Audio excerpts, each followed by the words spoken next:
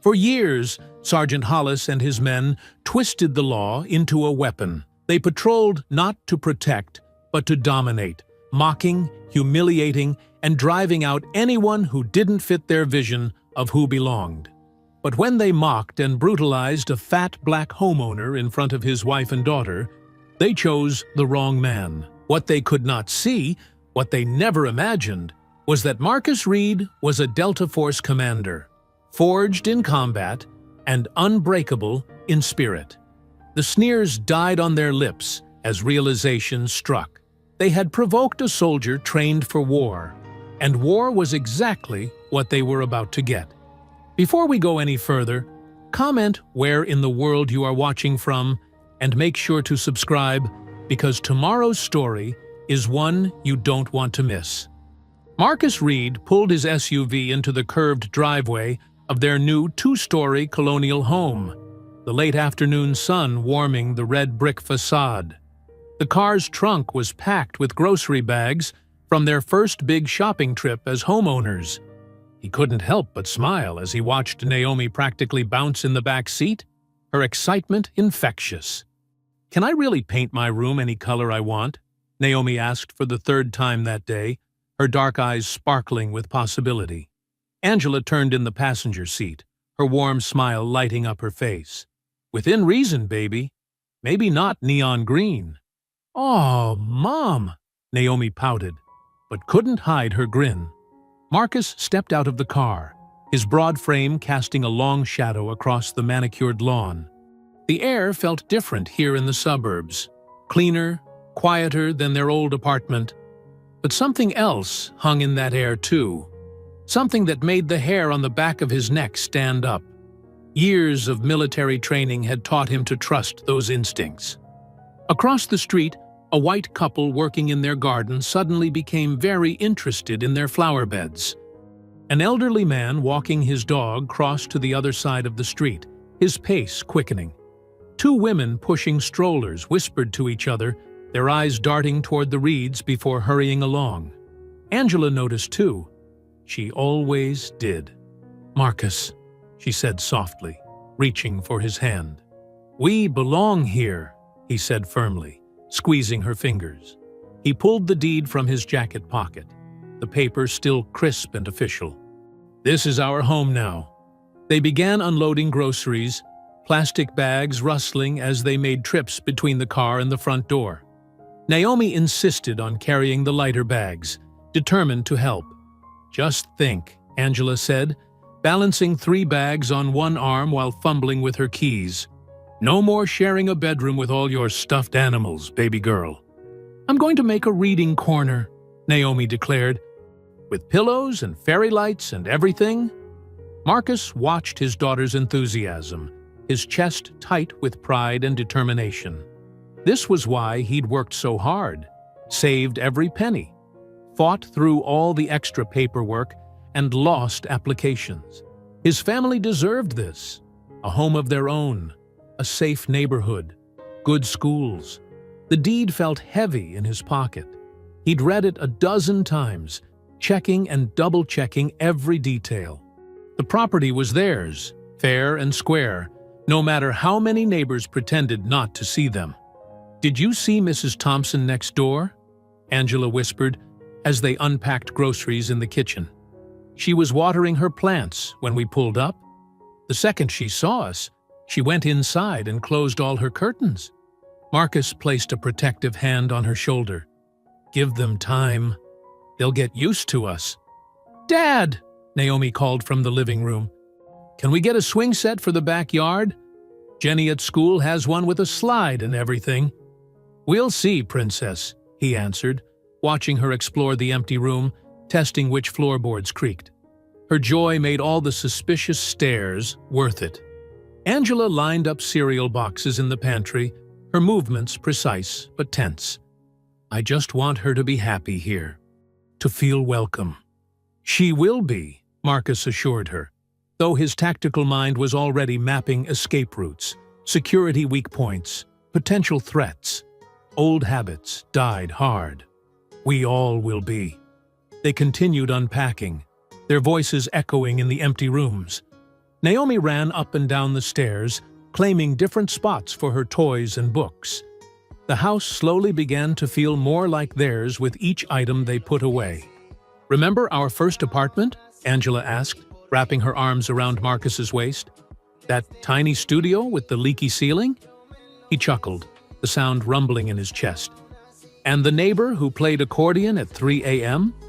Look how far we've come," she said softly. Marcus pulled out the deed again, running his fingers over their names printed in black ink. Angela Reed, Marcus Reed, property owners, homeowners. The American dream made real through sheer determination and years of sacrifice. "I'm going to check out my room again," Naomi announced, thundering up the stairs. "I need to measure where my bookshelf will go." "Don't run in the house," Angela called after her, but she was smiling. Marcus watched his daughter disappear upstairs, then turned to his wife. "Thank you for believing in this." "In me. Always," Angela replied, reaching up to touch his cheek. "This is our home now. No one can take that from us." They stood together in their new kitchen, surrounded by half-unpacked groceries and endless possibility. The late afternoon light streamed through the windows, painting golden rectangles on the hardwood floors. For a moment, everything felt perfect. Then red and blue lights suddenly flooded the kitchen, harsh and jarring against the warm sunlight. The sound of tires screeching to a halt on their driveway shattered the peace. Multiple car doors slammed in quick succession. Angela's hand found Marcus's arm, gripping tight. "Marcus?" His body tensed, combat instincts kicking in as he assessed the situation. Through the windows, he could see at least 3 police cruisers, their lights painting the neighborhood in alternating crimson and azure. Officers were emerging, hands already on their weapons. "Naomi!" Angela called out, her voice tight with fear. "Come down here, baby, right now!" Their daughter appeared at the top of the stairs, eyes wide. "Mom? Dad? What's happening?" The flashing lights kept pulsing, turning their dream home into a nightmare disco of red and blue. Marcus could see neighbors emerging from their houses, watching the scene unfold with a mixture of curiosity and something that looked disturbingly like satisfaction. Through the window, Marcus watched as 6 officers fanned out across his front yard, their hands hovering near their weapons. Leading them was Sergeant David Hollis, a tall man with cold eyes and graying temples. His posture radiated contempt as he surveyed the house. "Get out here!" Hollis's voice boomed across the yard. "All of you, outside, now!" Marcus stepped onto his front porch, Angela close behind him with Naomi clutching her hand. The flashing lights painted their faces in alternating shadows of red and blue. "This is private property," Marcus said firmly, his voice carrying across the yard. "I'm the homeowner." Officer Carter let out a harsh laugh. "Homeowner? Look at this guy, Sarge. Built like a house himself." "More like a warehouse," Briggs added with a snicker, patting his own lean stomach. Hollis's lip curled as he looked Marcus up and down. "This is a restricted neighborhood, boy. Your kind doesn't belong here." The word boy hit Marcus like a physical blow, but he kept his composure. Angela's fingers dug into his arm as neighbors gathered on their lawns to watch. "I have the deed right here," Marcus said, pulling out the document. "We bought this house legally. Everything's in order." Hollis snatched the paper, barely glancing at it, before crumpling it in his fist. This is obviously fake. Probably printed it at the library." "That's ridiculous!" Angela spoke up, her teacher's voice sharp with indignation. "We have every right to be here." Carter stepped closer, leering at Angela. "Pretty uppity for a squatter, aren't you, sweetheart?" "Leave my mom alone!" Naomi shouted, though her voice trembled. Briggs made a show of looking around the yard, probably casing the place for their whole crew. "These people travel in packs, you know." "That's enough," Marcus growled, his military training warring with his need to stay calm. "My family lives here now. Check the records if you don't believe me." "Oh, we'll check something all right," Hollis sneered. "Carter, Briggs, secure the suspects. They're trespassing on private property." Everything happened at once. Carter grabbed Angela, slamming her face down against the hood of the nearest police car. Briggs shoved Naomi roughly aside, sending her stumbling onto the grass. Two other officers rushed Marcus, driving their knees into his back as they forced him to the ground. The concrete scraped Marcus's cheek as they ground his face into the driveway. One officer dug his knee harder into Marcus's spine, while another twisted his arm behind his back with unnecessary force. "Stop resisting!" Carter shouted, though Marcus hadn't moved. "Please!" Angela cried out as they cuffed her hands behind her back. "Our daughter is watching!" Hollis walked over to where Marcus lay pinned. "Not so big now, are you? Should have known your place." Something inside Marcus snapped. Years of Delta Force training took over. He exploded upward, throwing off the officers like rag dolls. His elbow caught one in the throat, sending him stumbling backward, gasping for air. The other reached for his taser, but Marcus was faster. He grabbed the officer's wrist, twisting until bones cracked. Briggs charged forward, baton raised. Marcus caught the swing easily, yanking the weapon away and using Briggs's own momentum to slam him face first into the police cruiser. The impact left a spiderweb of cracks in the windshield. "Gun!" Carter screamed, scrambling backward while drawing his weapon. "He's got Briggs's baton!" Two more officers raised their firearms, forming a semicircle around Marcus. Hollis pulled his own weapon, aiming it at Marcus's chest. "Give me a reason," Hollis snarled. "Just one reason." Angela had managed to slip free in the chaos. She ran to Naomi, wrapping her arms around their daughter and pulling her close. "Marcus, please, think of Naomi." Blood trickled down Marcus's face from where they'd ground it into the concrete. His chest heaved as he stood in a fighting stance, surrounded by drawn weapons. The taste of copper filled his mouth, mixing with the bitter rage that threatened to overwhelm him. "You want to shoot me?" Marcus's voice was deadly calm. "In front of my wife and daughter? In front of all these witnesses?" Neighbors had their phones out now, recording everything. Hollis noticed too, his eyes darting between the gathering crowd and Marcus. "Drop the baton," Hollis ordered, tightening his grip on his gun. "On your knees, hands behind your head." Marcus's military training screamed at him to press the advantage. He could disarm at least two of them before they got a shot off. But Angela's terrified face and Naomi's quiet sobs pulled him back from the edge. "This isn't over," Marcus said, blood dripping from his chin onto his shirt. "Oh, it's just beginning," Hollis promised, his voice thick with menace. The standoff stretched taut as a tripwire, neither side willing to back down. Red and blue lights continued to flash, casting wild shadows across the scene of violence that had erupted on what should have been a peaceful suburban street. The tension exploded into chaos as Carter lunged forward, his face twisted with rage. His fist caught Angela across the jaw with a sickening crack, sending her sprawling against the wooden porch steps.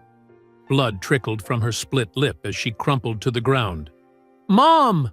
Naomi's scream pierced the night air. Another officer grabbed for her, meaty fingers closing around her small arm. Marcus's world went red. The careful restraint he'd been clinging to shattered like glass. His body moved with fluid precision, muscle memory from countless missions taking over. Carter barely had time to register the blur of movement before Marcus's fist connected with his sternum, driving the air from his lungs. The screen door splintered as Marcus drove Carter through it, head first. The metal frame twisted and bent, and Carter's body went limp as he crashed onto the porch in a shower of torn mesh and broken wood. Briggs fumbled for his holster, eyes wide with panic. Marcus closed the distance in 2 steps, catching the officer's gun hand and wrenching it backward. The sharp crack of breaking bone cut through the chaos, followed by Briggs's high-pitched scream. His gun clattered uselessly to the ground as he clutched his mangled arm. Jesus Christ! Another officer charged forward, nightstick raised. Marcus caught the swing easily, using the man's momentum to drive him face first into the porch railing. Wood splintered on impact, and the officer slumped to the ground, blood streaming from his broken nose. They kept coming, and Marcus kept moving. His size belied his speed, each movement precise, each strike devastating. An elbow to a throat here, a knee to a kidney there. Bodies dropped around him like autumn leaves, the yard filling with groaning officers clutching various broken parts. The laughter and racist taunts had died away, replaced by grunts of pain and shocked whispers. The neighbors who had gathered to watch stood in stunned silence, phones still recording as the man they'd dismissed as just another target systematically dismantled an entire police squad. How? Carter wheezed from his position on the porch, blood streaming from his nose and split lip. You're just a fat... He coughed, spitting red onto the wooden boards. How can you move like that? Marcus stood in the center of the carnage, chest heaving. His knuckles were split and bleeding, his shirt torn at the shoulder. But his eyes remained sharp, focused, scanning for the next threat, even as the remaining officers backed away. This is impossible, Briggs moaned, cradling his broken arm. Nobody fights like this. Nobody! Hollis had retreated to his cruiser, gun still drawn but hands visibly shaking.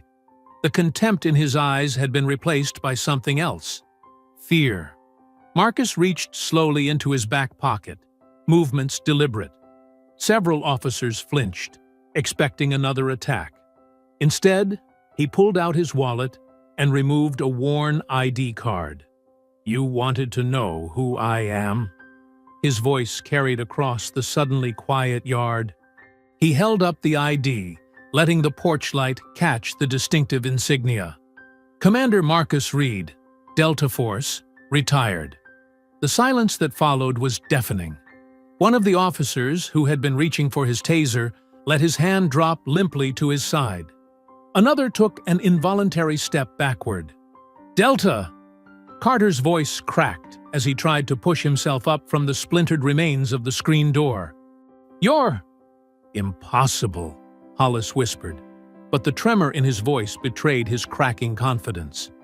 The man they'd dismissed as an easy target, had mocked for his size, was one of the most highly trained soldiers in the world. Marcus moved to Angela's side, helping her gently to her feet. She leaned against him, touching her split lip with trembling fingers. Naomi ran to them both, wrapping her arms around their waists and burying her face against Marcus's shirt. Still want to question my papers? Marcus's voice was deadly calm as he stared down Hollis. Still want to tell me I don't belong here? The officers, who could still stand, had backed away to their cruisers, leaving their injured colleagues scattered across the yard and porch. The neighbors continued filming, their phones capturing every moment of the shocking revelation. Carter tried to crawl toward his dropped weapon, but his arms gave out, and he collapsed back onto the porch boards with a wet cough. Briggs had curled into a fetal position, whimpering softly as he clutched his shattered arm. Hollis's voice faltered as he looked at his broken men, then back at Marcus. The Delta Force ID still gleamed in the artificial light, a damning testament to their catastrophic mistake. This isn't what? Marcus's quiet question carried more menace than any shout. Isn't going according to plan? Isn't the outcome you expected when you decided to terrorize my family? Angela pressed closer to his side, her hand finding his. Blood from her split lip had stained the collar of her shirt, but her eyes burned with the same defiant fire as her husband's. Naomi looked up at them both, her young face tear-streaked but determined. The porch light cast harsh shadows across the scene, broken bodies, splintered wood, and at the center, a family standing unbroken. the Delta Force insignia catching the light like a promise of retribution to come. The morning sun cast long shadows across the driveway as Marcus loaded empty paint cans into his truck. The front porch still bore the scars of last night's violence: splintered wood, torn screen mesh, and dark stains that wouldn't wash away easily. "I'll be back in an hour," he called to Angela, who stood in the doorway with an ice pack pressed against her swollen lip. "Just need to grab supplies to fix this mess." Naomi peeked around her mother's hip. "Can I come?" Marcus shook his head gently. "Not this time, baby. Stay with your mama." He didn't say what they all knew. It wasn't safe for her to be out alone with him right now. The local hardware store was mostly empty when Marcus arrived. He could feel the cashier's eyes following him as he loaded his cart with wood planks, screws, and a new screen door. The morning news played on a small TV behind the counter, and Marcus caught glimpses of his own face on the screen. "That'll be $247, the cashier said, voice tight with barely concealed hostility. His name tag read, Dave. Marcus handed over his credit card. Dave held it like it might bite him. "Saw you on the news," Dave muttered, swiping the card with deliberate slowness. "They say you put 6 officers in the hospital." "That's not what happened." Marcus kept his voice level, though his jaw clenched. "Yeah? Video shows different." Dave thrust the receipt at him. "We don't need your kind of trouble around here." Marcus wanted to argue, to explain, but he'd learned long ago that some minds couldn't be changed. He loaded the supplies into his truck in silence, his back straight, despite the weight of suspicious stares from other customers. The sight of 3 squad cars parked in front of his house made his stomach drop. Angela stood on the porch, arms crossed, while 2 uniformed officers Marcus didn't recognize from last night blocked her path to the door. "Marcus Reed?" A man in a suit stepped forward, holding up a badge. "Detective Wilson, Internal Affairs. We have some papers for you." Marcus parked carefully, his movements measured as he stepped out of the truck. "What kind of papers?" "You're being charged with 6 counts of felony assault on law enforcement officers, resisting arrest, and criminal trespassing." Wilson's tone was clipped, professional. "We have witness statements confirming you attacked officers without provocation during a routine property check." "Without provocation?" Angela's voice cracked with disbelief. "They attacked us! We have proof! The neighbors were filming everything!" Wilson's smile didn't reach his eyes. "No videos have been submitted to evidence. In fact, several witnesses state you were combative from the start, refusing lawful commands and initiating violence." Marcus's hands curled into fists as he read through the charges. His military record, his decorated service. None of it mattered. They'd twisted everything, painting him as a dangerous criminal who had to be stopped. "The news is saying awful things, Dad."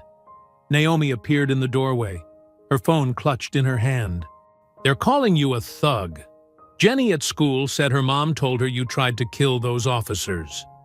Marcus's heart clenched at the hurt in his daughter's voice. He opened his phone's browser, and there it was. "Violent ex-military member assaults police during routine stop." The article described him as unstable and dangerous, questioning how someone with his violent tendencies had been allowed to serve in Delta Force. "This is insane," Angela said, moving to stand beside him. "We had at least 10 different neighbors recording. There's no way all that footage just disappeared." "I suggest you get a good lawyer," Wilson said, already turning away. "Your arraignment is scheduled for next week. Until then, stay in the county." He paused, looking back with cold eyes. "And pray none of those officers die from their injuries." The squad cars pulled away, leaving Marcus standing in his driveway, holding papers that could destroy everything he'd built. The hardware store supplies sat untouched in his truck, the broken porch now the least of his problems. Throughout the day, more news stories appeared. Each one painted a darker picture, suggesting his military service had left him mentally unstable, questioning his right to own the property, even hinting at drug use based on anonymous sources. Naomi came home from school in tears. "Nobody will talk to me," she sobbed into Angela's shoulder.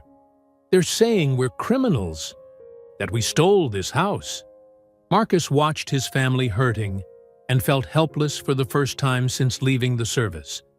He could handle physical threats, but this was different. They were using the system itself against him, twisting the truth until his very presence became a crime.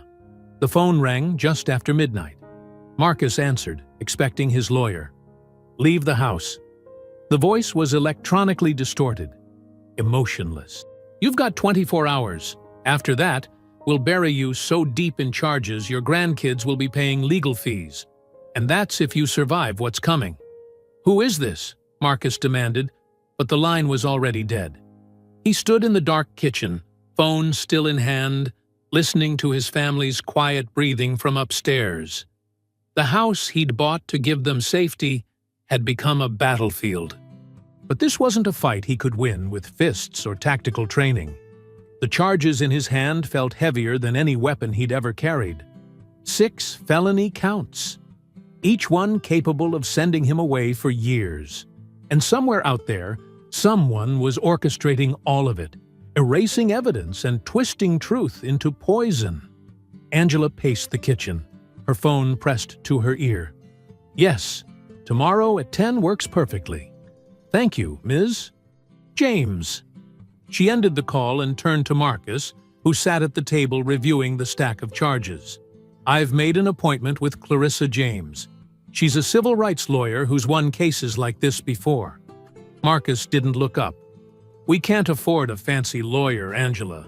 She's taking our case pro bono." Angela pulled out a chair and sat beside him. "Marcus, look at me. We need help. These charges, they're trying to bury you." The next morning, they drove downtown to a modest office building. The elevator creaked as it carried them to the 3rd floor, where a simple door read, "James Legal Services, Civil Rights Division." Clarissa James stood as they entered, her sharp eyes taking in every detail. She was younger than Marcus expected, but carried herself with the confidence of someone who had fought many battles in the courtroom. "Mr. and Mrs. Reed," she gestured to the chairs across from her desk. "I've reviewed the preliminary charges, but before we discuss those, there's something you need to know about your property." She pulled out an old yellowed newspaper from her desk drawer. The date read June 15th, 1963. "Your home sits on what used to be the New Hope Baptist Church grounds. It was burned down during what the papers called civil unrest, but what was actually a calculated racist attack." Marcus leaned forward, studying the grainy black and white photo of a church engulfed in flames. "I've never heard about this." "Because they buried it." Clarissa's voice hardened. 17 people died that night. The church had been organizing voter registration drives. Local officials, including law enforcement, were involved in the attack. Afterward, they seized the land through what they called urban renewal. Angela's hand found Marcus's. "And now? Now, that land is worth millions due to development plans. Plans that certain people have invested heavily in." Clarissa spread out more documents. The same families that helped cover up the massacre still hold power in this city. The current police captain? His grandfather was sheriff during the burning. Marcus felt something cold settle in his gut. "The charges aren't about last night at all, are they?" "No." Clarissa shook her head. "They never intended to protect the law. You're a threat because you own land that holds their secrets. Land soaked in blood they'd rather forget." She pulled out more recent documents. "Look at these property records. Every time a black family has tried to buy in that area, they've faced harassment, false charges, mysterious accidents. You're just the latest target." "But we have the deed," Angela protested. "We bought it legally." "Through a blind listing," Clarissa explained. They didn't know who was buying until you showed up.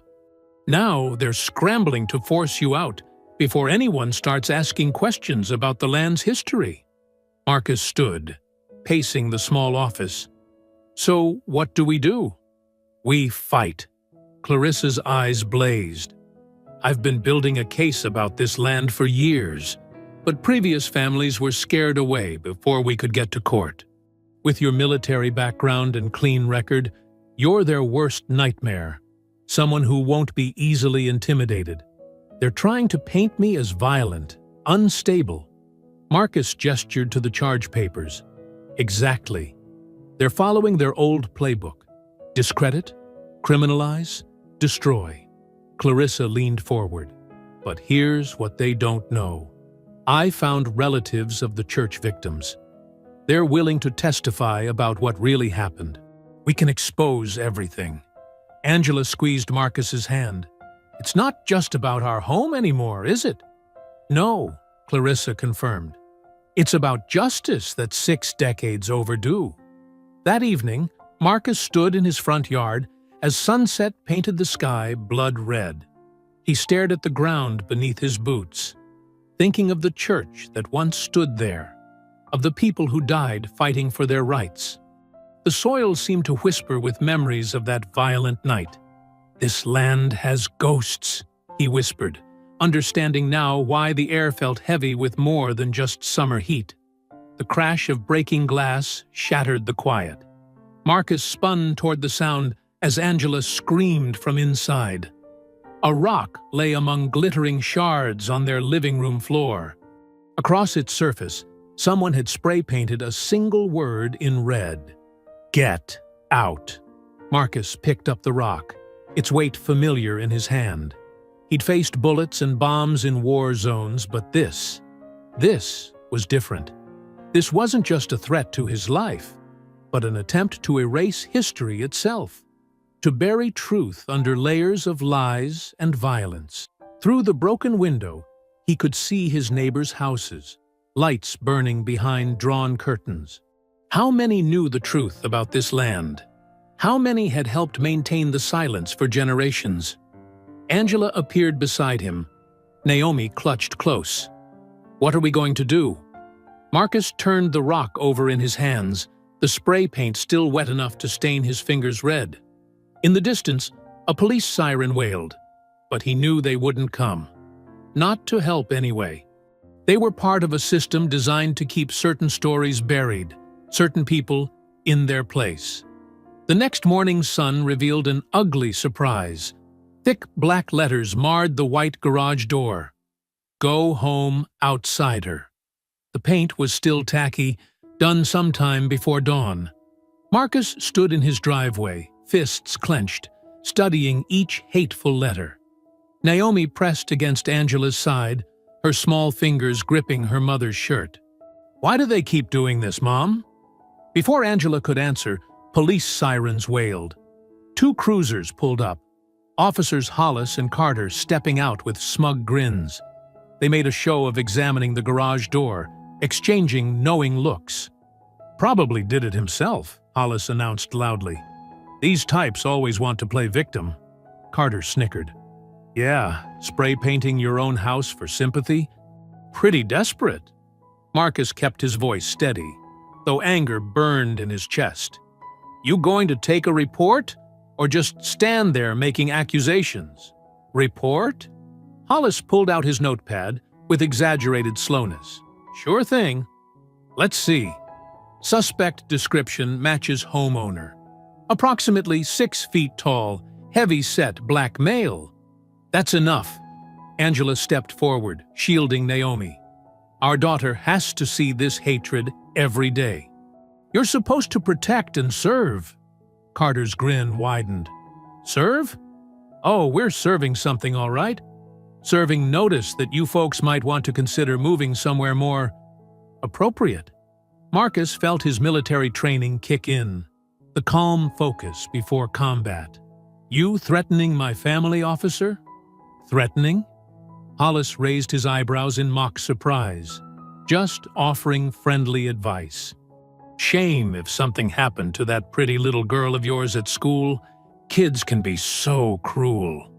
Angela pulled Naomi closer, her face pale with fury. "Get off our property." "Public sidewalk, ma'am." Carter tapped his badge. "We go where we want." They lingered another 15 minutes, making notes and laughing, before finally driving away. Marcus immediately pulled out his phone to document everything, including their badge numbers. "I need to get Naomi to school," Angela said quietly. "Then I have to teach." Marcus nodded, but worry gnawed at him. Their daughter hadn't said a word since the officers arrived. His concern proved justified. 3 hours later, his phone rang. Angela calling from the school. "You need to come," she said, her voice tight with tears. "Now." He found them in the guidance counselor's office. Naomi sat curled in a chair, tears streaming down her face. A crude drawing had been taped to her locker, stick figures of her family being hung from a tree. "The other kids," she hiccuped between sobs, "they said we deserve it, that we're dirty and don't belong here." Marcus knelt before his daughter, gathering her small hands in his. "Listen to me, baby. You are beautiful. You are strong. You belong anywhere you want to be." "But why do they hate us?" Naomi's voice cracked. "We didn't do anything wrong." Angela started to respond, but her phone buzzed. She stepped into the hallway to answer it. When she returned, her face was ashen. "That was the principal," she said flatly. "My contract is being terminated, effective immediately." "What?" Marcus stood. "They can't do that." "Apparently, they've received numerous parental complaints about my aggressive attitude and inappropriate political views in the classroom." Angela's laugh was bitter. Translation: "I wouldn't stay quiet while they tormented our daughter." Naomi's sobs grew louder. Marcus pulled both his wife and daughter into his arms, feeling them shake with grief and rage. Other teachers passed by the office window, averting their eyes. Later that night, after finally getting Naomi to sleep, Marcus and Angela sat at their kitchen table. The garage door slur was still visible through the window, a dark reminder of their new reality. "We could leave," Angela whispered, staring into her cold coffee. "Find somewhere else." Marcus reached across the table, taking her hand. "You know what happens if we run? They win. Not just against us, but against history itself. They get to keep burying their crimes. But our daughter is watching us."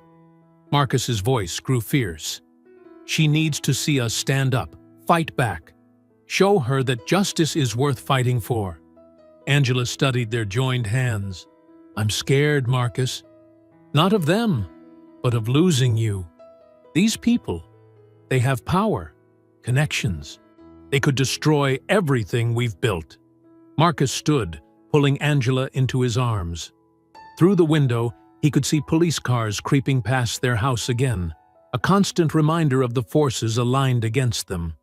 "Let me tell you something about power," he said softly. "Real power isn't about badges or money or who your grandfather was. Real power is standing your ground when everything tells you to run. Real power is fighting for what's right, even when it costs you everything." Angela pressed her face into his chest. "They're trying to break us. Then they picked the wrong family."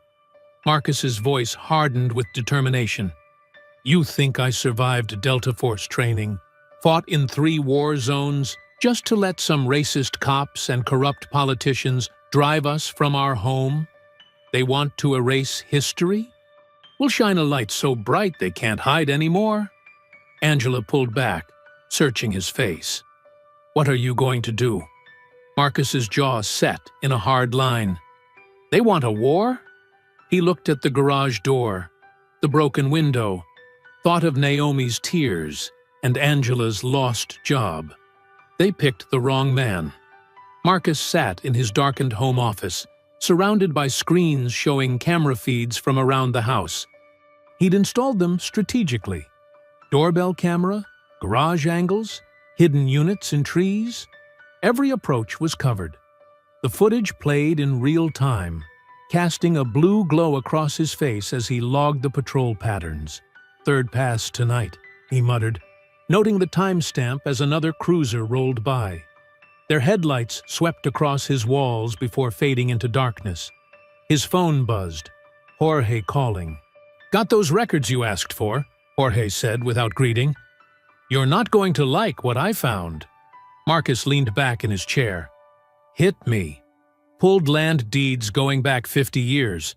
That whole neighborhood used to be owned by black families. Church, too. After the '64 massacre, properties started changing hands for almost nothing. 10, 20 cents on the dollar. Forced sales? More like fabricated sales. Found cases where owners signed over deeds while they were verifiably dead or in jail. Police reports from the time show a pattern. Harassment, arrests on bogus charges, mysterious fires. Sound familiar?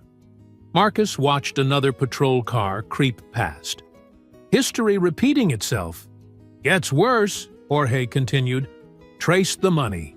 Shell companies bought up everything, then sat on it for decades.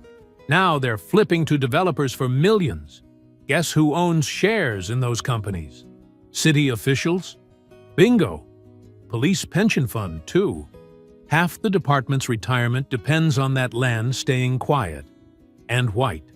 Marcus rubbed his temples. "That's why they're so desperate to push us out. We're not just neighbors they don't want. We're threats to their retirement. Your house, specifically," Jorge added. "It sits on what used to be the church property.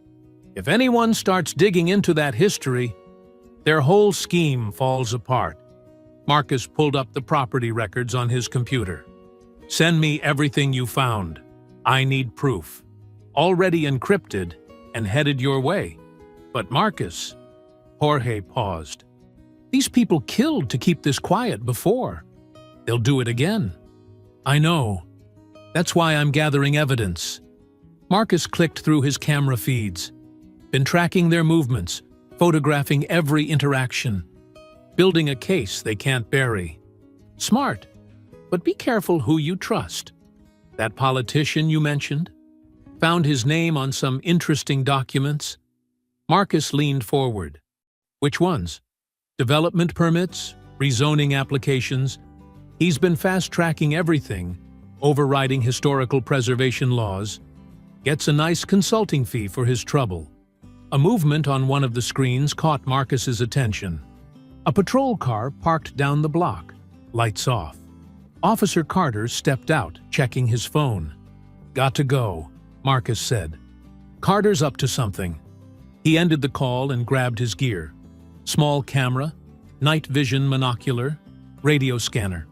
Years of military surveillance had taught him how to move unseen, how to track targets without being spotted.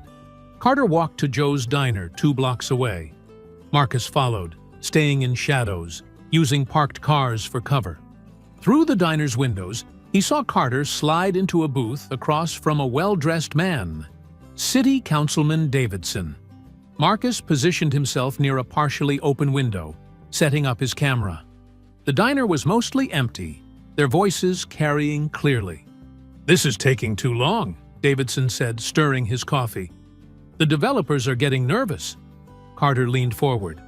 "We're applying pressure. His wife lost her job.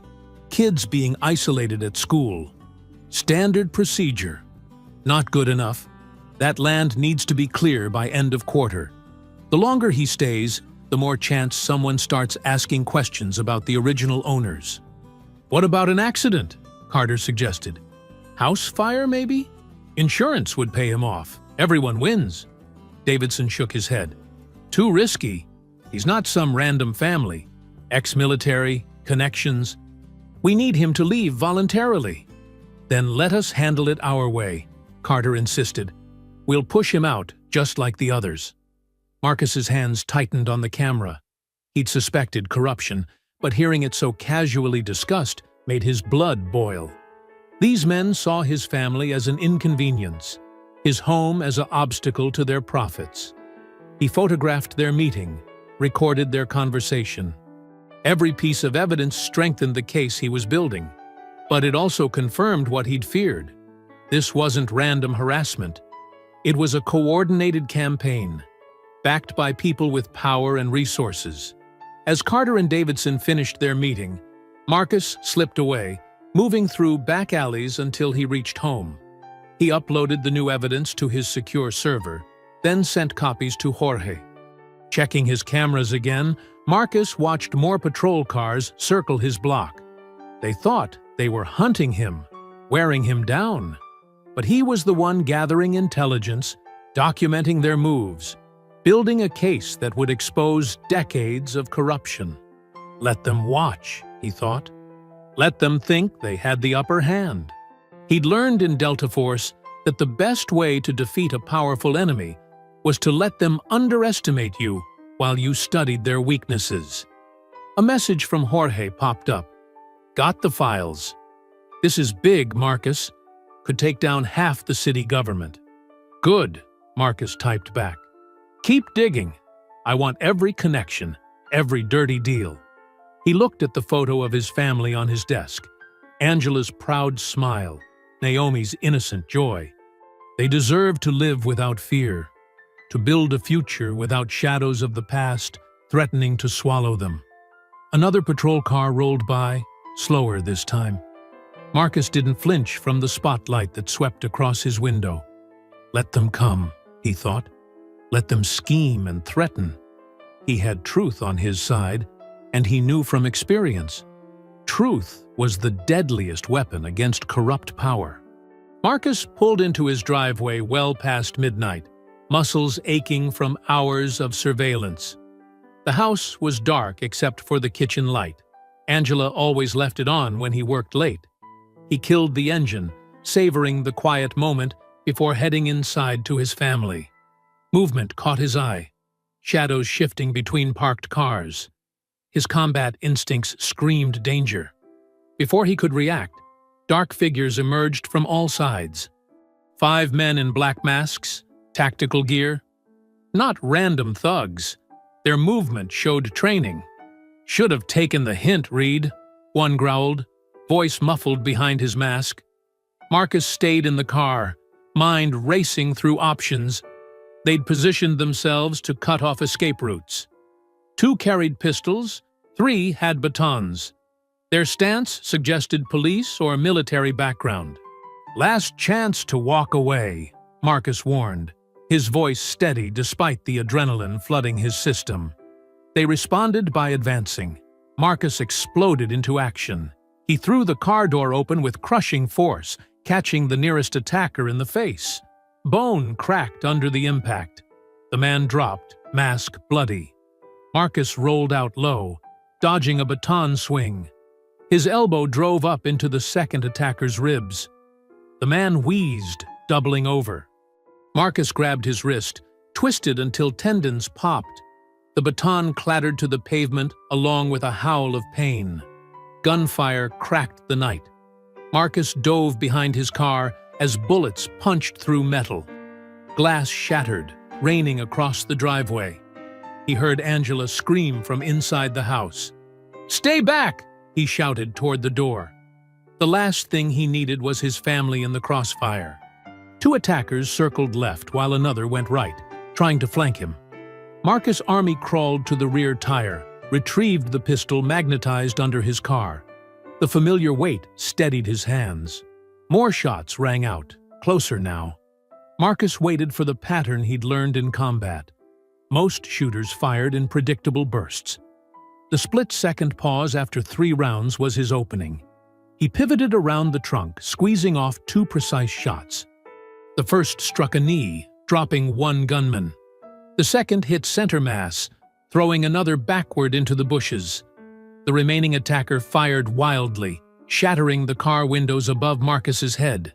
He rolled under the spray of bullets, came up inside the man's guard. His fist crushed the attacker's throat.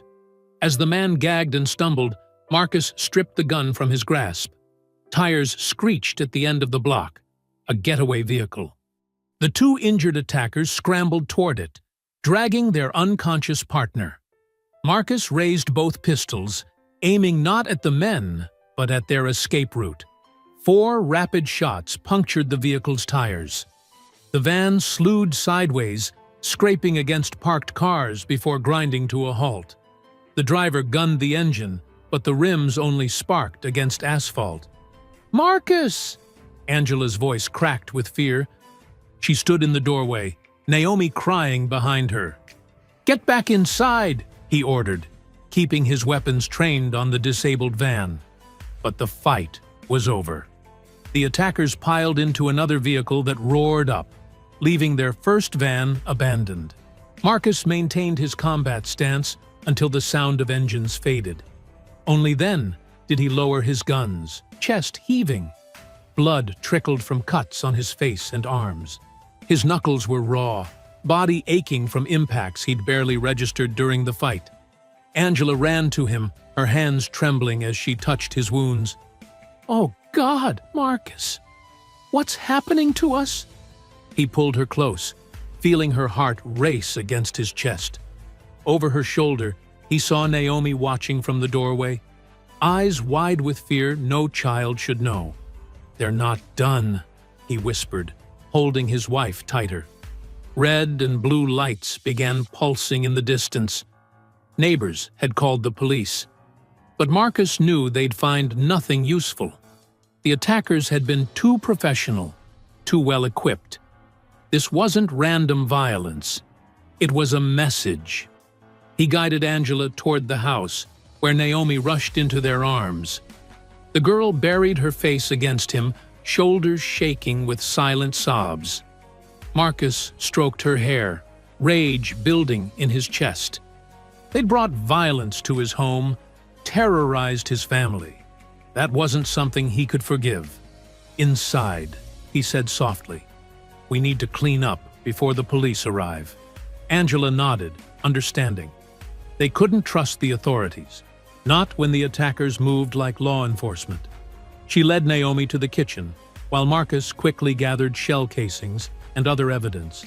He'd analyze them later, add them to his growing case file. Sirens grew louder as he did a final sweep of the driveway. His military training cataloged details automatically. Impact patterns, blood spots, bullet trajectories. Every piece told a story, and he'd use that story to identify his attackers. Glass crunched under his boots as he walked to the porch. The house he'd bought for his family's security now bore the scars of violence. Broken windows, bullet holes, blood stains. But the walls still stood. They hadn't driven him out. Marcus touched the deed in his pocket. The paper that proved this land was his. The document that threatened decades of corruption. They wanted him gone because he represented something bigger than one family. He represented truth buried in blood-soaked soil, justice delayed, but not forgotten. The first police cruiser rounded the corner. Marcus straightened his shoulders, mind already formulating the careful statement he'd give. He couldn't show how much he really knew, how much evidence he'd gathered. Let them think this was just another random attack. Behind him, Angela called his name softly.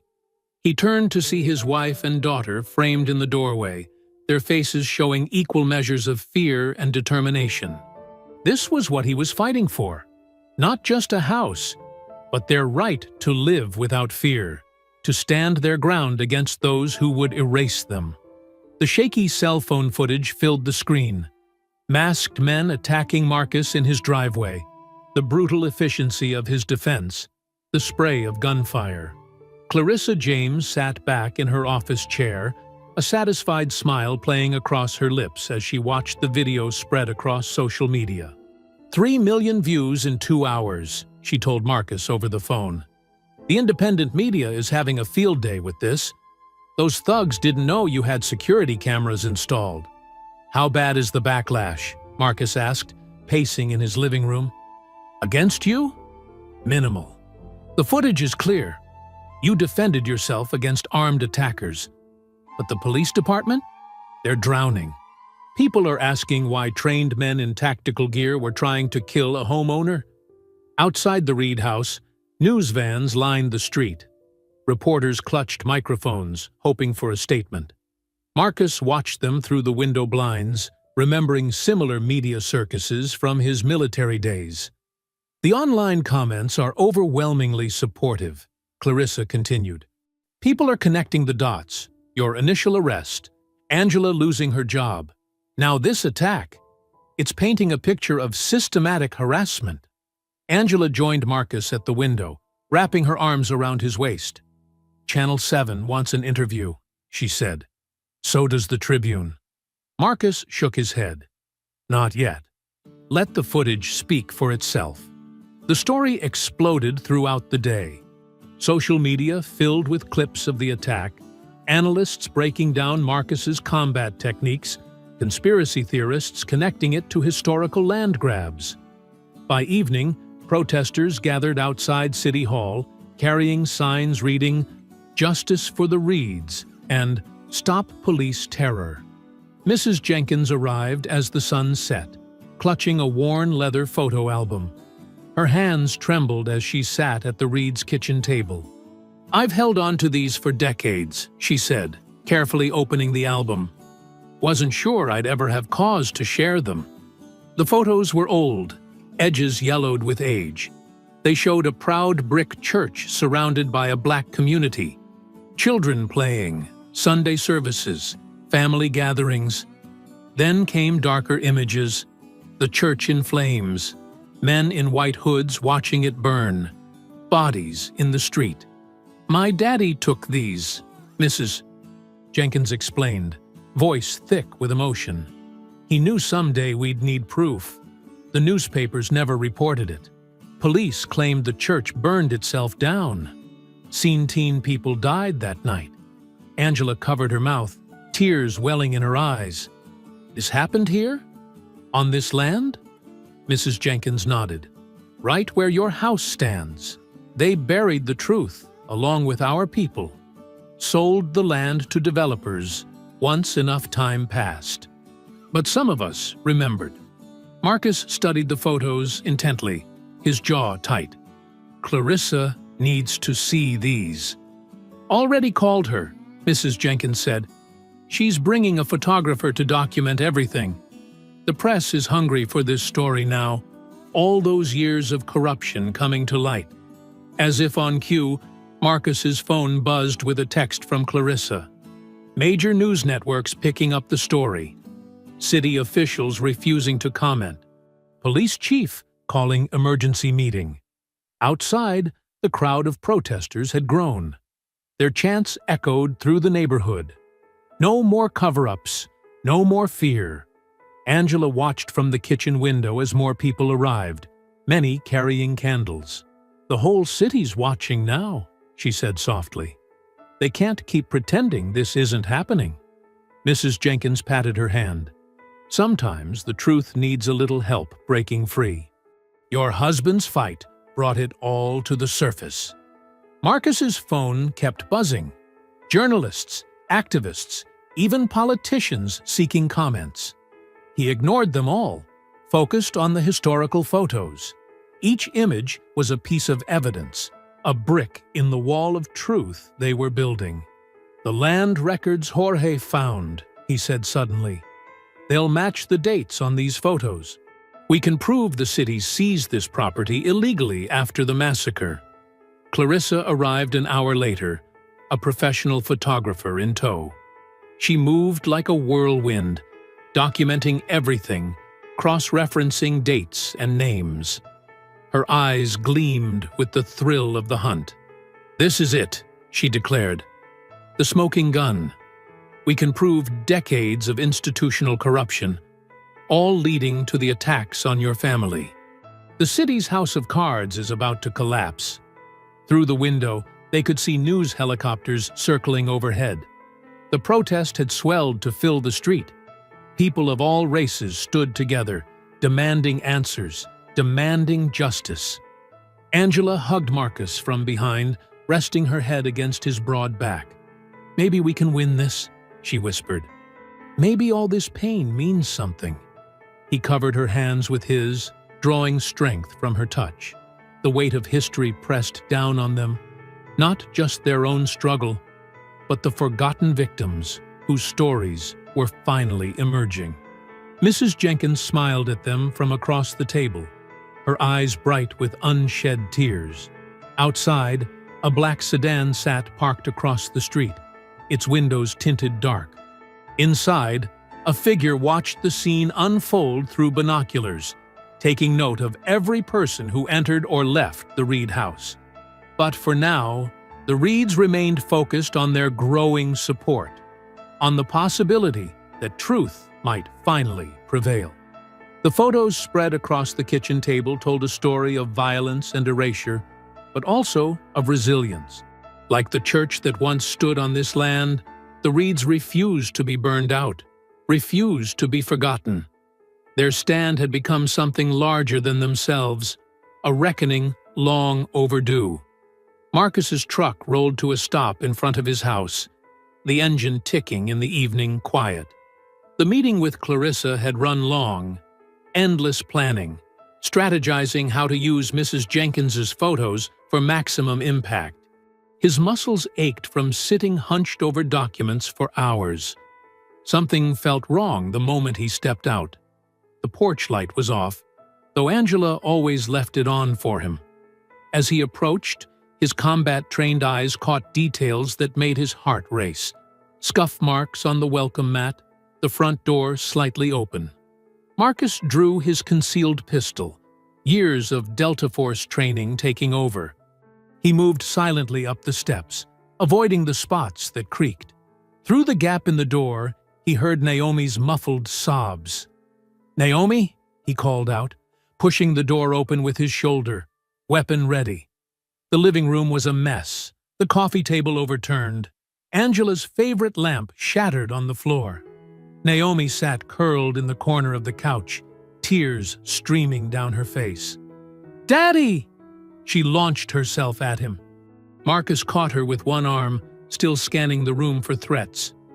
"Where's your mother?" His voice was steady, but fear clawed at his chest. "They took her." Naomi buried her face in his shirt. "3 men in masks. Mom fought them, but they hurt her and dragged her out the back door. I hid under my bed like you taught me." Marcus held her tighter, rage building in his chest. "Did they see you?" Naomi shook her head. "I stayed quiet, just like in our drills. But I heard Mom screaming, and then a car drove away fast." He led Naomi to the kitchen, keeping her close as he checked each room. No signs of the intruders remaining, but evidence of the struggle was everywhere. Knocked over chairs, a broken glass, Angela's phone lying cracked on the floor. "Good girl," he murmured, smoothing Naomi's hair. "You did exactly right. I'm going to call for help." A harsh electronic chirping cut through the air. Both jumped. On the kitchen counter sat a cheap burner phone that hadn't been there before. Marcus picked it up carefully, putting it on speaker. "Hello, Reed." Sergeant Hollis's voice dripped with smug satisfaction. "Missing something?" Marcus's hand tightened on the phone. "If you've hurt her, she's alive. For now." Background noise suggested Hollis was in a moving vehicle. "Whether she stays that way depends on you. Back off. Drop the investigation. Tell your lawyer friend to bury those photos. Let me talk to her." A pause, then Angela's voice, strained but defiant. "Marcus, don't you dare!" Her words cut off in a pained gasp. "That's enough, family reunion," Hollis said. "You have 1 hour to make a public statement, withdrawing all allegations. Say you faked the assault footage. Admit you're squatting on private property. And if I don't, your wife disappears. Maybe we find her body in a few weeks, maybe never. Either way, you'll live knowing her death is on your hands." Marcus's voice went deadly quiet. "You're making a mistake, Hollis." "No, you made the mistake thinking you could win this fight. 1 hour, Reed. The clock's ticking. The line went dead. Marcus set the phone down carefully, his hands trembling with controlled fury. Naomi pressed against him, sniffling. Are they going to kill Mom? Marcus knelt, taking her small hands in his. No, baby, I'm going to find her. But I need you to be brave a little longer. Can you do that? She nodded, trying to put on a strong face just like her father. What are you going to do? First, I'm calling Jorge. You'll stay with his family. They have the best security system in town. He was already dialing. Then I'm going hunting. While waiting for Jorge, Marcus moved efficiently through the house. He pulled a heavy black duffel from the attic, equipment he'd hoped never to need again. Body armor, night vision goggles, tactical gear from his Delta Force days. Naomi watched from the doorway as he checked weapons and loaded magazines. Are you going to hurt them? Marcus paused, looking at his daughter. She was too young to carry this weight, to understand the violence men like Hollis brought into the world, but she was also too smart for lies. They hurt our family, he said carefully. They took your mother. Sometimes bad people only understand one language. Jorge arrived in 15 minutes, armed and alert. His wife Carmen immediately wrapped Naomi in a hug.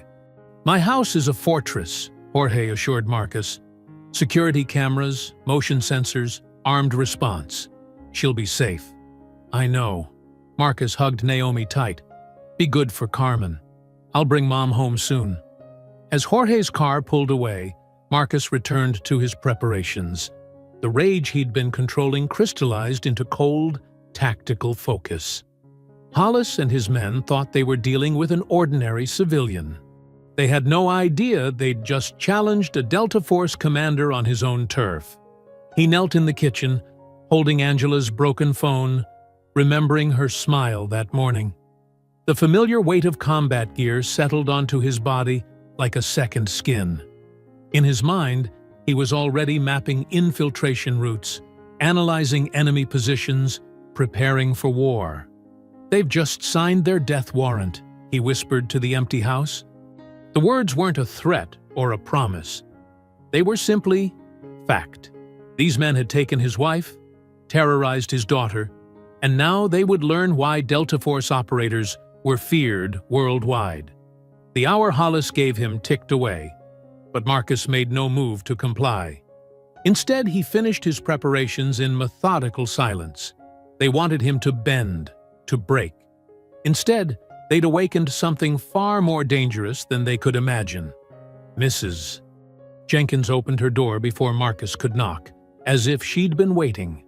Her eyes were sharp with worry in the porch light. I heard what happened, she said, ushering them inside.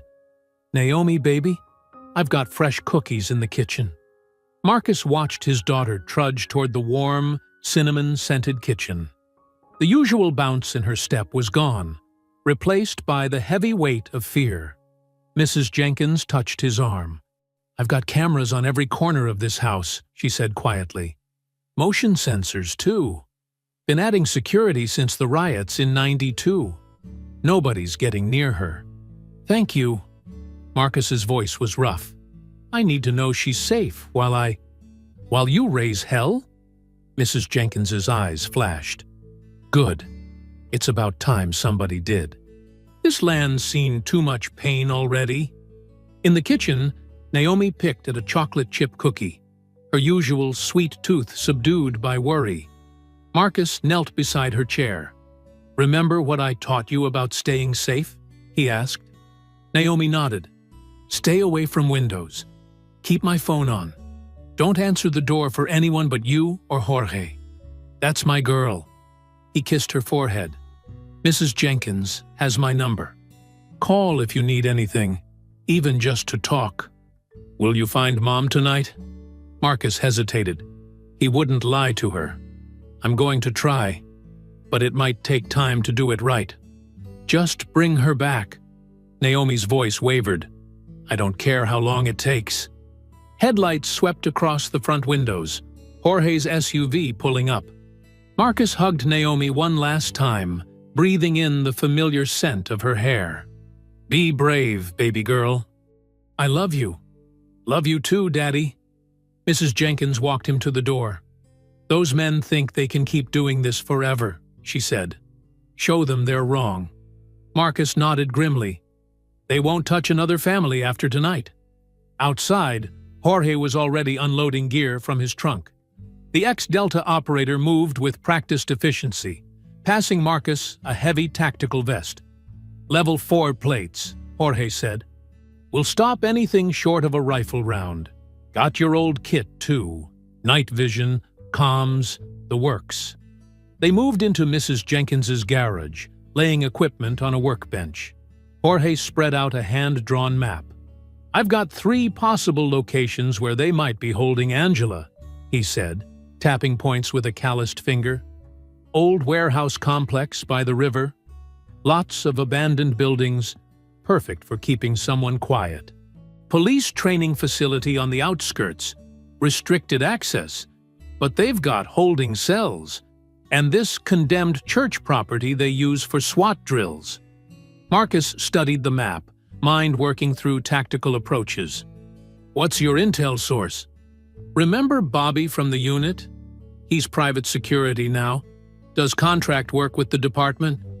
Says there's been unusual activity at all 3 sites tonight. Patrol cars coming and going, lights on when buildings should be empty." Jorge laid out more gear: suppressed pistols, extra magazines, combat knives, zip ties. Everything they'd need for a quiet infiltration. But his movements were tense, worried. "Marcus." Jorge paused, hand on a rifle case. "These aren't insurgents in some mountain cave. They're cops. Maybe dirty ones, but still cops. You go in hot, there's no coming back. Best case, you spend life in prison. Worst case, they killed my career once," Marcus said, checking the action on a pistol. "Tried to destroy my family. Now they've taken my wife. What would you do?" Jorge was quiet for a long moment. "Same thing. But you need to understand. You go in there, you might not come back." Marcus loaded a magazine, the clicks sharp in the garage's silence. "I don't need to. Angela does. At least let me come with you. 2-man team, just like the old days." "No." Marcus was firm. "I need you here, watching Naomi. If something goes wrong—" He didn't finish the thought. Jorge nodded slowly. "All right, but I'm running Overwatch from here. Radio contact the whole time. You need backup? I'm 15 minutes out."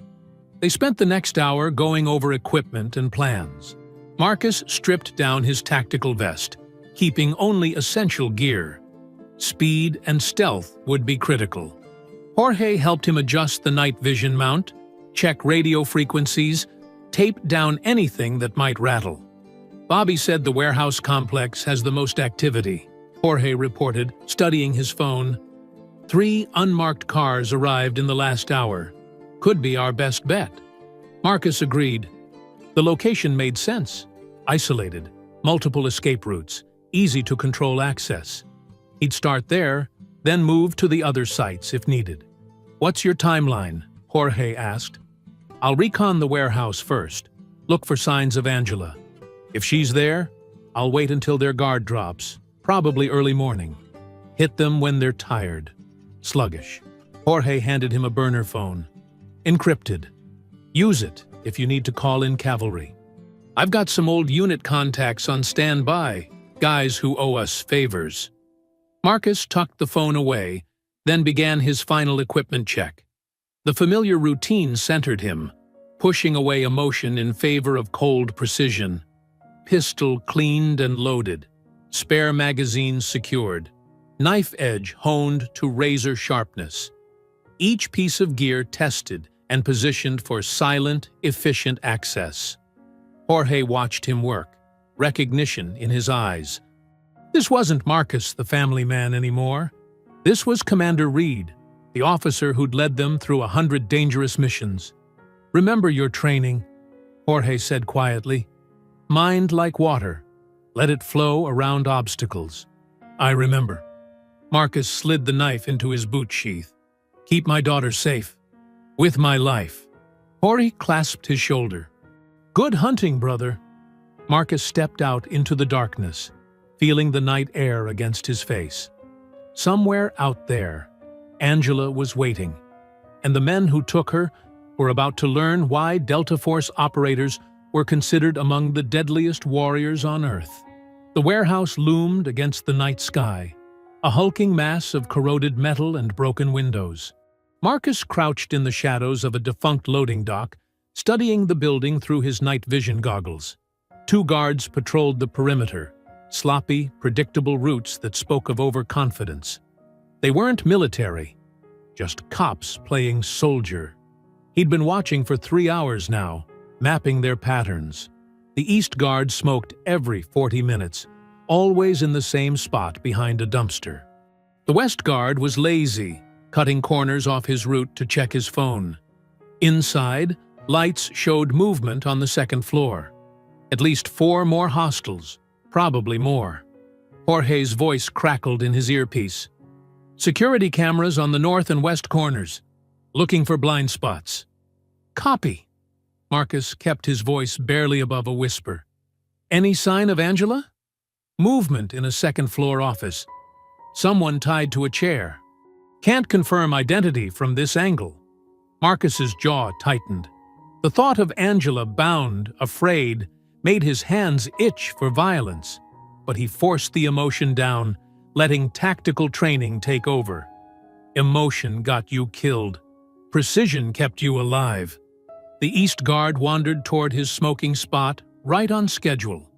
Marcus moved, a shadow among shadows, years of infiltration experience guiding each silent step. The guard lit his cigarette, exhaling smoke into the cool night air. He never heard Marcus approach. The garrote wire slipped around the guard's throat with practiced ease. Marcus yanked back hard, cutting off both airway and blood flow.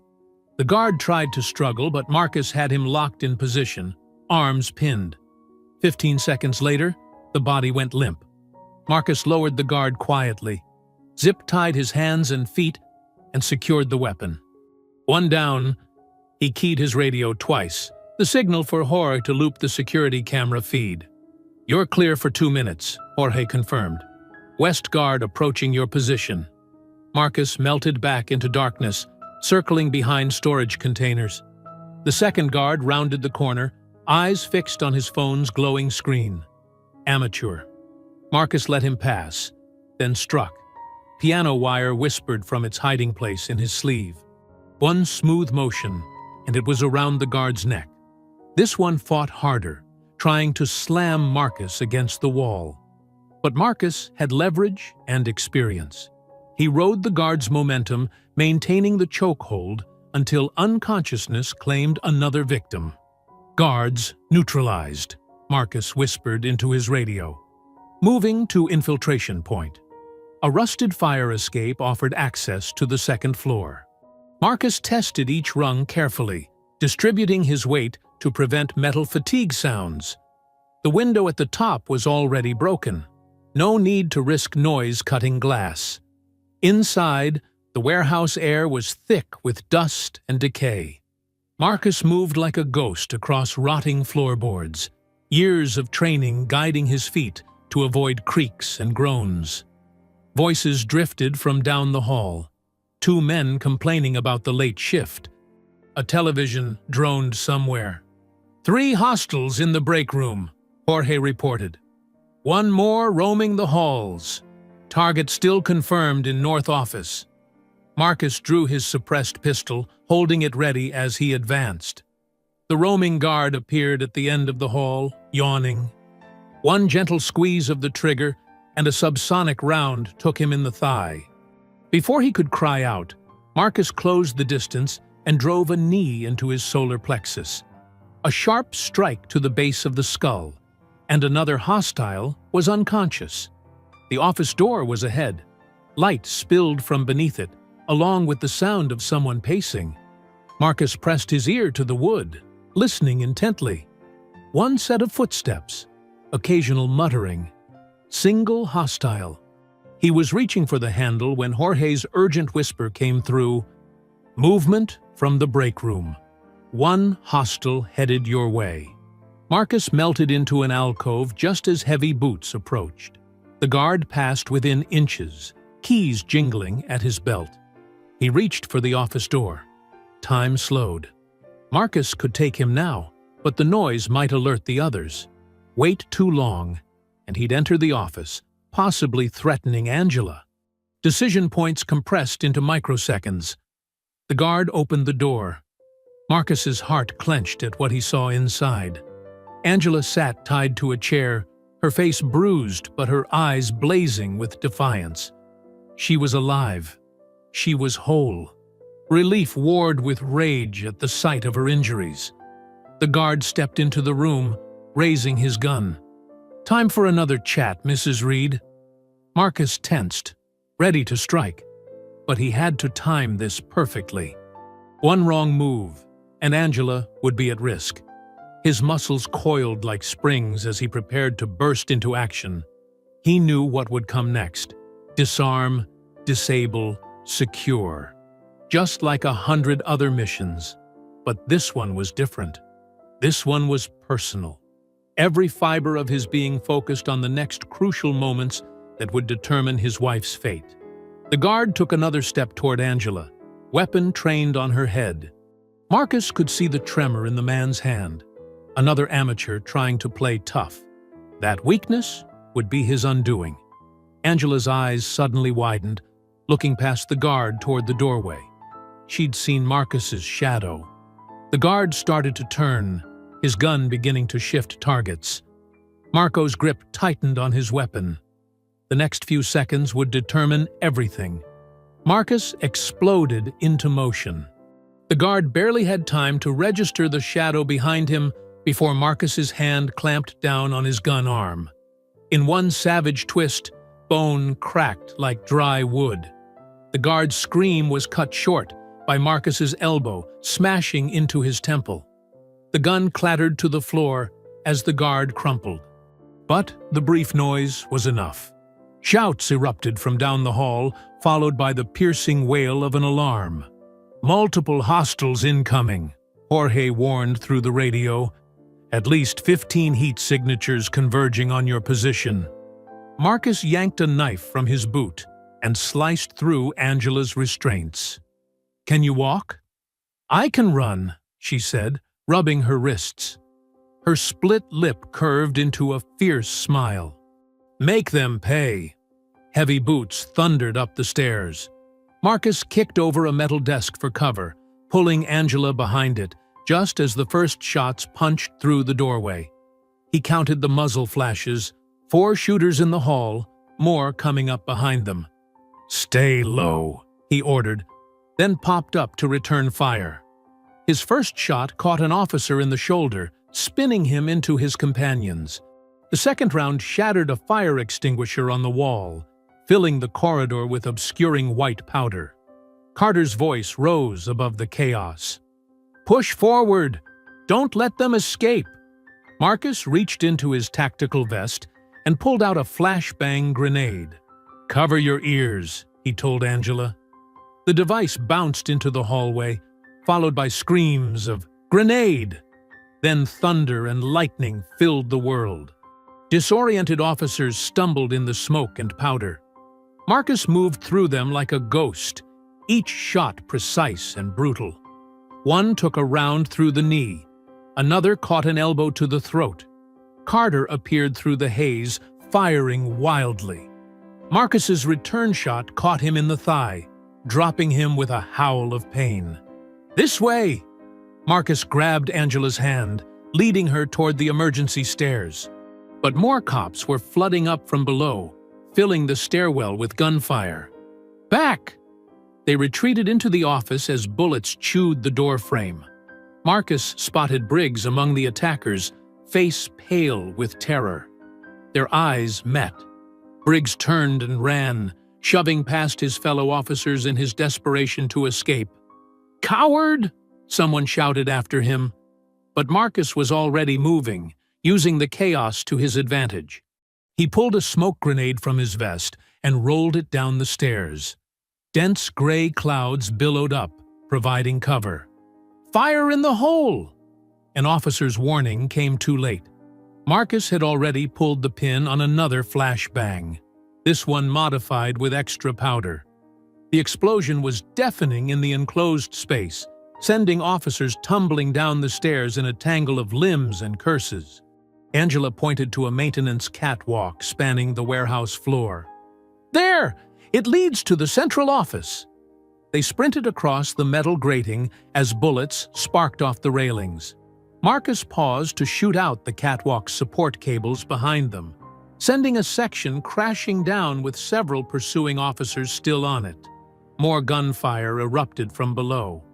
Marcus shoved Angela behind a support beam, returning fire one-handed while retrieving his last flashbang. He'd modified this one specially, wrapping the shell in duct tape and fishing line. As shots peppered their position, he tied the grenade to a fallen piece of catwalk. "When I say now, run for that office," he told Angela. She nodded, eyes hard with determination. Marcus swung the makeshift pendulum, letting it build momentum. When the line of officers below grouped up for a push, he released it. The flashbang arced through the air, detonating at head height in a thunderous explosion that sent them scattering. "Now!" They sprinted the final stretch as chaos erupted below. Someone had knocked over a barrel of industrial solvent, spreading flames across the warehouse floor. Smoke began to fill the building as ammunition cooked off in the heat.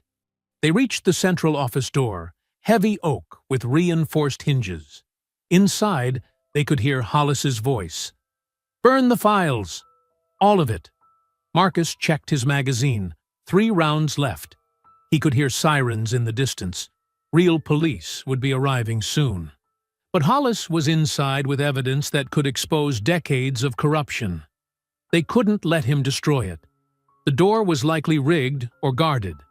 A frontal assault would be suicide. But Marcus spotted an air vent above the frame, large enough to drop a flashbang through. If they timed it right. Angela seemed to read his mind. She pulled a small mirror from her pocket, the kind women keep in purses, and slid it under the door crack. Marcus peered at the reflection. Hollis stood by a desk, pressing a gun to a briefcase while feeding documents into a shredder. 2 other men worked frantically to burn files in a metal trash can. The evidence was disappearing by the second. They had to move now. Marcus retrieved his final flashbang, calculating angles in his head. The vent would provide the perfect entry point, but timing would be crucial. One mistake, and Hollis might shoot the briefcase, destroying their best chance at justice. Somewhere in the burning warehouse below, Carter was still screaming in pain. The sprinkler system activated, sending water cascading through the smoke. Steam began to fill the upper level as Marcus prepared for the final breach. He met Angela's eyes, saw the same determination there that burned in his own heart. Whatever came next, they would face it together.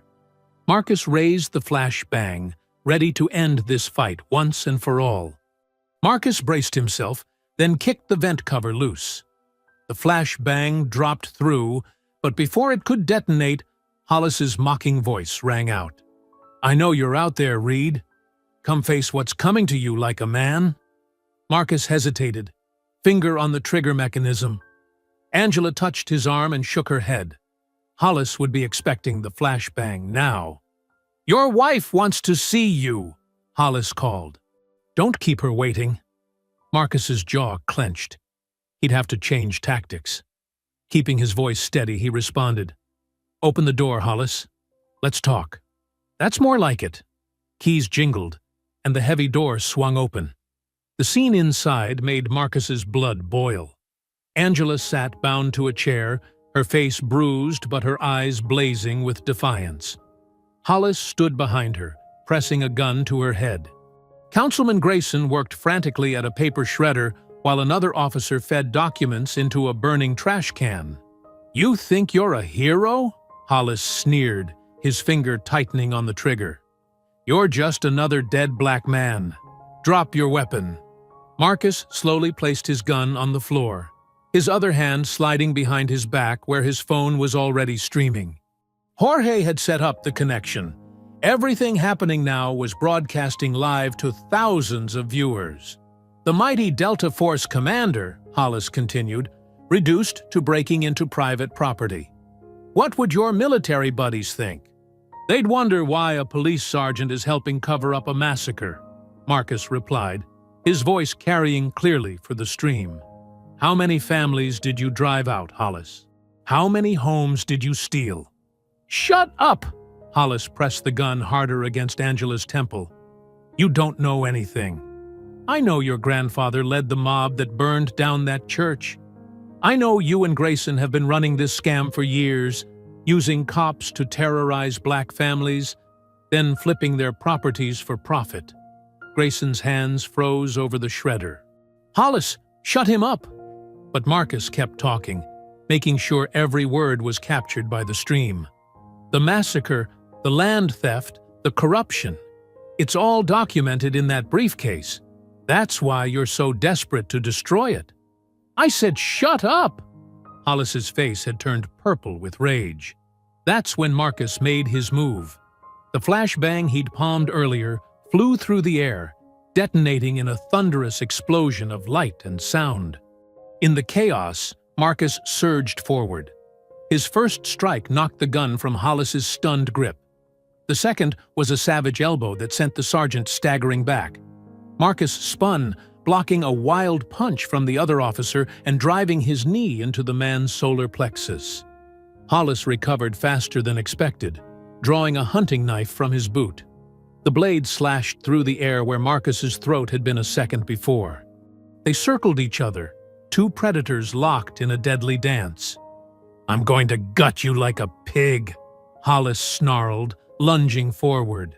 Marcus deflected the thrust, but Hollis's follow-up slash opened a line of fire across his forearm. The sergeant pressed his advantage, driving Marcus back with a flurry of strikes. But Marcus had fought better men in worse places. He caught Hollis's wrist on the next attack, twisting until tendons popped. The knife clattered to the floor. Before Hollis could recover, Marcus's head snapped forward, crushing the sergeant's nose in a spray of blood. Movement caught his eye, Grayson reaching for a pistol on the desk. Marcus snatched up Hollis's dropped knife and threw it in one fluid motion. The blade sank deep into the councilman's shoulder, pinning him to the wall with a scream of pain. Hollis tried to tackle Marcus from behind, but years of hand-to-hand combat had honed the veteran's instincts. He shifted his weight, using Hollis's momentum to slam him face first into the metal filing cabinet. Before the sergeant could recover, Marcus drove his knee into the man's kidney, then wrapped an arm around his throat in a crushing hold. "The whole city is watching," Marcus growled in Hollis's ear as the sergeant thrashed helplessly. "They're seeing exactly who you are." Blood poured from Hollis's broken nose as he gasped for air. "You can't prove." "Check his phone," Angela called out, having worked one hand free from her restraints. "He's streaming everything." Hollis's eyes widened with sudden understanding. His struggles became desperate, but Marcus's grip was unbreakable. The sergeant's face turned purple, then began to go slack as unconsciousness took him. Marcus released the hold, letting Hollis crumple to the floor. He retrieved his gun and trained it on Grayson, who still hung pinned to the wall by the knife in his shoulder. "The briefcase," Marcus ordered. "Slide it over." "You're making a mistake," Grayson wheezed. "We can make a deal." The sound of splintering wood cut him off as federal agents crashed through the door, weapons raised. "FBI! Everybody down!" Marcus raised his hands, keeping his movements slow and deliberate. "The evidence is in that briefcase," he told the lead agent, and the whole takedown was streamed live. Hollis lay bleeding on the floor, his words slurring as agents cuffed him. "You're dead, Reed. You hear me? Dead." But his threats were drowned out by the sound of justice finally arriving. As Angela wrapped her arms around Marcus, he could hear helicopters circling outside, their spotlights illuminating the truth that could no longer be buried. The warehouse had become a war zone of justice served, with Hollis's broken body and Grayson's pathetic whimpers serving as testament to the power of one man's refusal to back down. The evidence was safe, the corruption exposed, and the whole world had watched it happen in real time. Days after the warehouse takedown, Marcus stood with Angela and Naomi in front of their TV, watching the news unfold. The morning light filtered through their newly repaired windows as helicopter footage showed a line of police officers being led out of the precinct in handcuffs. 17 officers arrested in connection with the decades-long corruption scandal, the reporter announced. The camera zoomed in on Hollis's bruised face as federal agents guided him into a waiting vehicle. His nose was still swollen from Marcus's headbutt. "Look at him now," Angela said, her arm around Naomi's shoulders. "Not so tough without his badge and gun." The footage cut to Councilman Grayson's perp walk. His tailored suit couldn't hide the bandage bulging under his shoulder where Marcus's knife had struck. Protesters lined the street, their signs demanding justice and accountability. Some carried enlarged photos of the burned church and its congregation, faces that had been hidden from history for too long. The documents recovered from Councilman Grayson's briefcase detail a systematic campaign of intimidation and property theft dating back to the 1960s massacre, the reporter continued. Federal prosecutors are calling it one of the largest civil rights conspiracies ever uncovered. Clarissa James appeared on screen, surrounded by reporters on the courthouse steps. Her voice rang with triumph. Today proves that justice cannot be buried. Not under threats, not under lies, and not under decades of silence. The truth always finds its way to the light. The camera panned across the crowd. Mrs. Jenkins stood among the protesters, holding a faded photograph of her father in front of the church before it burned. Tears streamed down her weathered cheeks, but she stood tall, finally vindicated. "Thanks to the evidence secured by Marcus Reed," Clarissa continued, "we can now prove that city officials and corrupt police actively conspired to drive black families from their homes. They didn't just cover up a massacre. They profited from it for generations." The scene shifted to City Hall, where workers were carefully removing the portrait of a former mayor now implicated in the original cover-up. In its place, they hung a plaque commemorating the victims of the church burning. The site of the 1963 massacre has been designated a historic landmark, the reporter explained.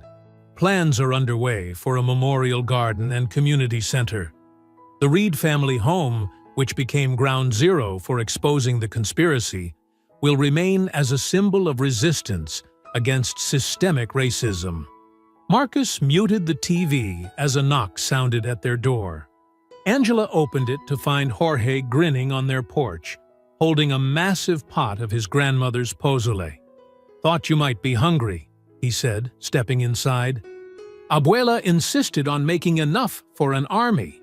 More neighbors arrived throughout the afternoon. Mrs. Jenkins brought her famous sweet potato pie. The Kim family from down the street carried trays of bulgogi and kimchi. Even some of the white neighbors who had once stared suspiciously now came bearing casseroles and apologies, their living room filled with voices and laughter. Children played in the yard, while adults shared stories on the porch. The atmosphere was different now. No more fearful glances or hushed whispers. This was what community should look like. As the sun began to set, Marcus found himself standing on his front steps, watching the golden light paint the neighborhood in warm hues.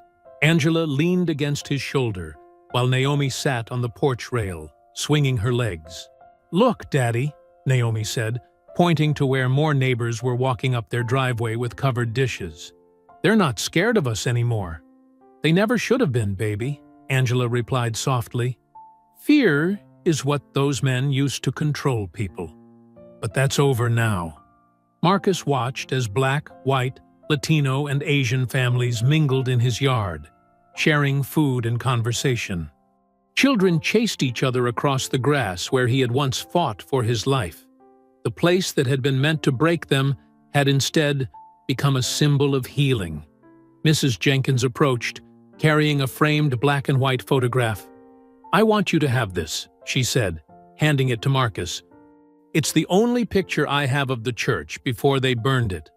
The photo showed a proud brick building with stained glass windows, its steps crowded with Sunday worshippers in their finest clothes. Marcus recognized the determined look in their eyes, the same defiance he'd seen in his own family's faces during their darkest moments. "My daddy used to say that sacred ground never loses its power." Mrs. Jenkins continued, her voice thick with emotion. "Maybe that's why you ended up here.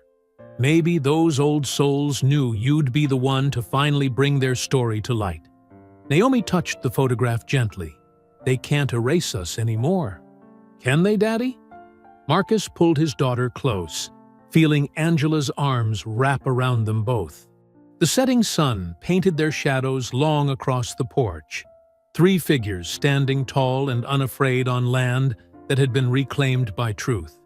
"Not ever again, baby," he whispered, his voice carrying the weight of both promise and prayer. "Not ever again." The evening air filled with the sounds of children laughing, plates clinking, and neighbors sharing stories. Where hatred had once tried to divide, love was slowly rebuilding. Where lies had sought to bury history, truth now bloomed like flowers breaking through concrete. The Reeds stood together on their porch, watching their community heal. They had fought for more than just a house. They had fought for home in its deepest sense. A place where all people could stand in dignity, where the past was honored, and where justice finally found its voice. I hope you enjoyed that story. Please share it with your friends and subscribe so that you do not miss out on the next one. In the meantime, I have handpicked 2 stories for you that I think you will enjoy. Have a great day.